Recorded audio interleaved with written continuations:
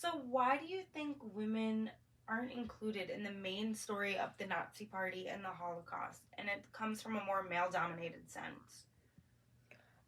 Most of the women are focused on the traditional way of staying at home, cooking, cleaning. Yeah, definitely. Like, it was stereotyped around the fact that women would stay at home with the children and take care of them and take care of the family, while the husband would be away at work, making money for the family and a salary and providing for them.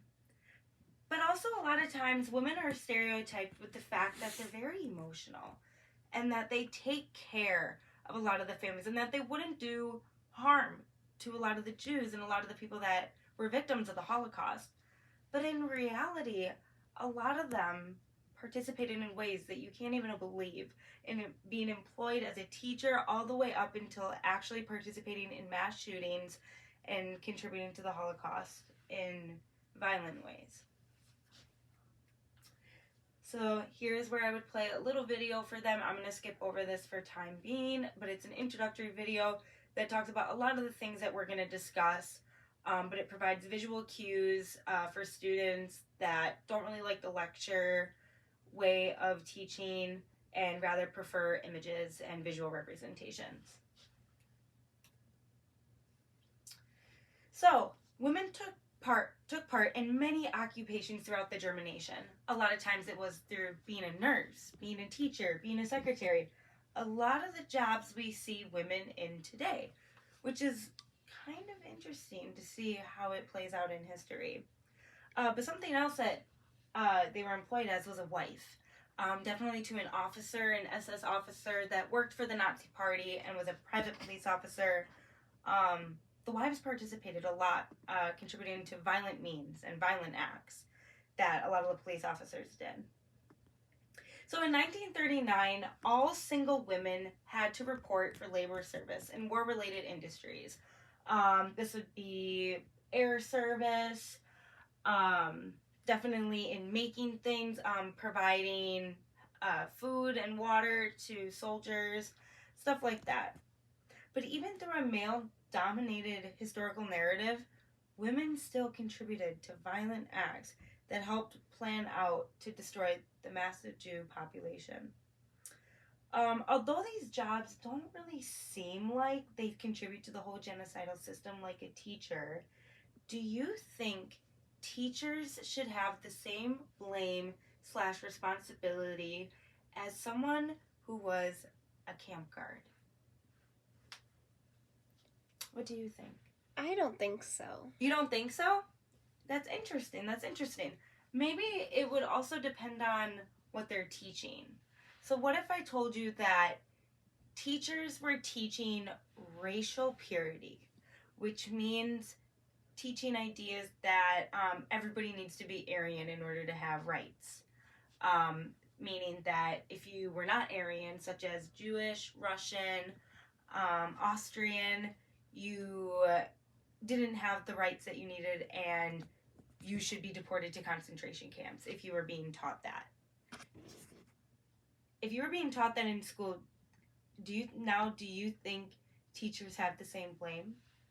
Yeah, now I do. You do? Okay. Yeah. Yeah, it's interesting. Although they're not actually committing violent means, they're still reinforcing those violent ideas. Okay. Does that make sense a little bit? Yeah, it does. It's interesting to think about. Because should they be to blame in the end? That's a question. Definitely something to think about. But a little bit about nurses was that they did the euthanasia program. I had sterilization of non-Aryans. Does anybody know what sterilization means? No. Sterilization means stopping their reproductive systems, meaning that they can't reproduce, meaning have kids. And if you were considered non-Aryan and you weren't considered a white German, they wanted to stop that. Very dark topic.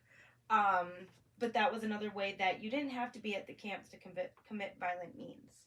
You could do it in other ways. Okay. Now, we're going to go on to talk about education. And the first thing I want to talk about is a Rike Bridal School that happened in Germany. Just from the title, does anybody have an idea of what this might mean? Rike Bridal School. Think about it a little bit. Bridal. What's a bride? Bride. Where do we hear that? Wedding. Wedding. Okay, yeah. That's what it's about. Girls who are around the age 13 or 14 were sent to these camps. Camps not meaning Holocaust camps. Camps like girls' camps, summer camps, etc. And they would have to learn special knowledge of race and genetics, cooking and cleaning classes, and how to be a mother. And they would be taught these classes, and in the end, you would have the goal is the certification to marry. If you did not complete these classes, or if you failed any, you would not be able to marry. So if you attended one of these schools, you would see many teenage girls living in model homes and learning how to be a model wife. And it's just really important because they're learning about the race and genetics ideas in these classes because they're hoping to be able to pass it down to their children one day, and so that those children can reinforce that knowledge onto the next children and the next generation.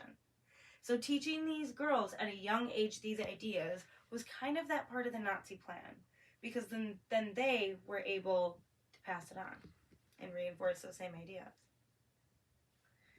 Why do you think German and Nazi leaders wanted women to learn how to be a mother and take them out of the workforce? Why do you think that? So that the kids can grow up, and if they were boys or men or whatever, they would go and work for the family, like in wars or whatever. Yeah. And then women would, it's like a role model thing, where women would stay at home and take care of all of that. Yeah. What if I told you this too? Germany was suffering a major population problem. And they had low numbers of a population. Now, if you're entering a war, what do you need? What is the one thing you need when you enter a war? Guns. Guns? What about why do you need guns? What do you need with a gun? The victim, who you want to kill. A soldier? Soldier. A soldier. Someone holding the gun, right? So they needed soldiers. I mean, Germany wanted to take over all of Europe. In order to dominate a specific area, don't you need people to occupy it? Yeah. Yeah, you have to grow your population. So that was the idea of this. They want you to be a mom. They want you to raise children because we need soldiers. Another thing, too, that I want to talk about was the Nationalist Socialist Women's Union and how it replaced feminist organizations and aimed at persuading women to get out of the workforce. Again, these were kind of more classes that talked about being a wife, staying in the household, and being content with that motherhood life. About 1.7 million women belong to this organization. And I really want to talk about this a little bit, about these classes that we keep talking about. What types of classes do you think were offered at these schools? How to take care of children, or clean. Yeah, like cooking, sewing. And another thing was just racial hygiene. Just that, instilling that idea again of just the idea that we are a German nation and German blood is the most superior. Something else that they also did was, once war happened, they added a couple more activities like providing war refreshments, working at train stations, collecting scrap metal, etc. Do you think women were attracted to these types of classes and jobs? Like, do you think they would go out of their way to join this and say, yeah, I don't want to be in the workforce, let me just go do this? No. And just no, right? How are women even attracted to this?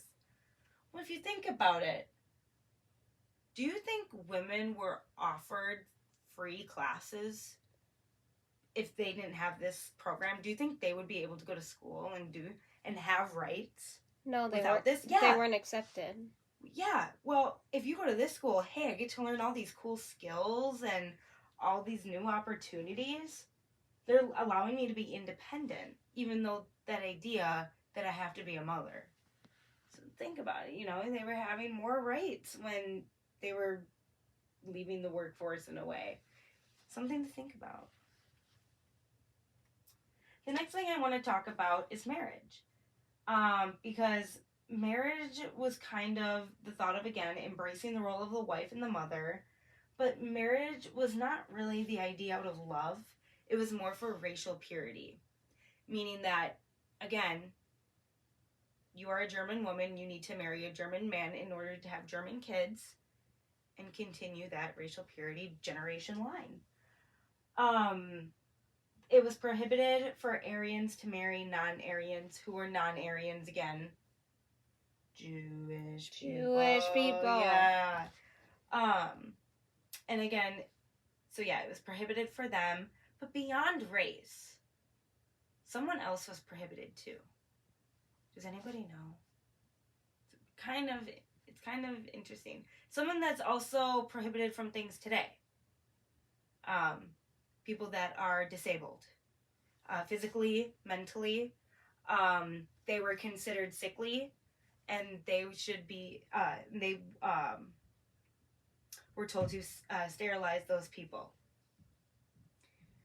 So, another thing too was that the wives of SS officers' wives, when they married them, also had to participate in the violent acts and violent means against them. So, here's an example of some rules that they followed. The 10 Commandments for selecting a mate. Read them over for a little bit. Think about them. Soak it in. And tell me your thoughts on them in a couple minutes. So here's where I'll ask them their thoughts and comments about this. What they notice, maybe what stands out to them, what's different today. I'm just going to skip past this for now because I know this will be a long discussion. Okay, so then another thing we'll talk about is the Nazi program through child breeding programs and policies to reinforce this superior race idea. Well, again, as Hitler was preparing for war, what did he need?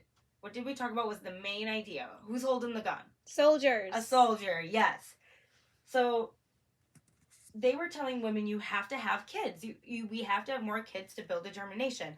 Well, do you think that's going to convince a bunch of German women to have a bunch of kids because Germany wants it? No. For a war? No, right? So something that they did was they wanted to celebrate and reward the idea of motherhood and having kids. In order for women to focus more on childbearing, they came up with this idea of the mother's cross. So if you had a child, I'm trying to look at the numbers, 4 to 5 children, you would get the bronze. Second class was 6 to 7 children, and gold is if you had 8 or 9 more children. And I know the kids are going to go crazy here. Alyssa knows. But when talking about this, they thought this was a way that we can get women to have more kids if we reward them. And not only did they get a medal, but they were given money for their households to take care of their kids and more. So being rewarded for that, they thought, what if I can be rewarded for having kids? Like, I'm going to take up this life, because I'm able to get more opportunities done. I'm getting paid for what I'm doing and works out for the better. So this is why a lot of women were really interested in this. Something else that it was talked about was the fact that a lot of people were sterilized. We did talk about that. What is sterilization again? No more reproduction. No more kids. Reproduction, yeah. And who was that banned from? Non-Aryans, yes. So they sterilized racially unpure people, meaning the non-Aryans that we're talking about. And this was called the Law for the Protection of German Blood and German Honor. And if there was sex between Aryans and Jews, many women were shamed for this or punished. And something else that I want to talk to you a little bit about was banning abortion and contraceptives. What does contraceptives mean? Can anybody tell me what that means? I'll just say it. No, you don't know what to say. Contraceptives are in order to protect while having sex. Why do you think they would ban contraceptives? Yes, because they want to have more kids. Contraceptives stop people from having kids. Why would you have that if you want Germany to have more kids? That's one of our vocab words. Okay. Now, that was a lot of dark stuff that we just talked about. And so now I want to come together, take a deep breath. If anybody has any questions, thumbs up. Thumbs middle, thumbs down. Yeah, thumbs up. Okay, so now we're going to look a little bit at this propaganda for women. Some of the images that was displayed around Germany during the Nazi time. I want you to look at it, take a little information from it. What do you see? What do you feel? Maybe how it relates to today a little bit. The girl to the right is holding a baby. Yeah, having a baby. And what did we just talk about? Maybe why she's holding a baby? Because they wanted women to be a mother. Yes, definitely. And then maybe what's behind the women? What do you notice behind the women? Men, yeah. Strong. Broad man coming to protect the nation of Germany. Definitely. Kind of displaying that male-female positions and roles during this time. Definitely on that bottom one, you know, the women taking care of the home farm. Yeah, so we'll talk a little bit more. If I was with students, we would talk a little bit more about this. Maybe what they see in this source. Maybe how popular was this piece in comparison to a wartime piece that was posing for men to come into the war jobs and stuff, and just seeing maybe how common each were during that time. And then we will move into the activity portion of our lesson. We'll talk a little bit about what we just learned and comparing it to women today, how women are in the work field, maybe what they do now in comparison to back then. Maybe is the stereotype still around that women should be at home? Do we still see that today? And just kind of creating a new propaganda piece for what women should represent today. And we're just going to go over it and just kind of see how history has progressed and maybe some ways that women's roles haven't changed and how they're still discriminated in the workforce to this day, and just kind of seeing that.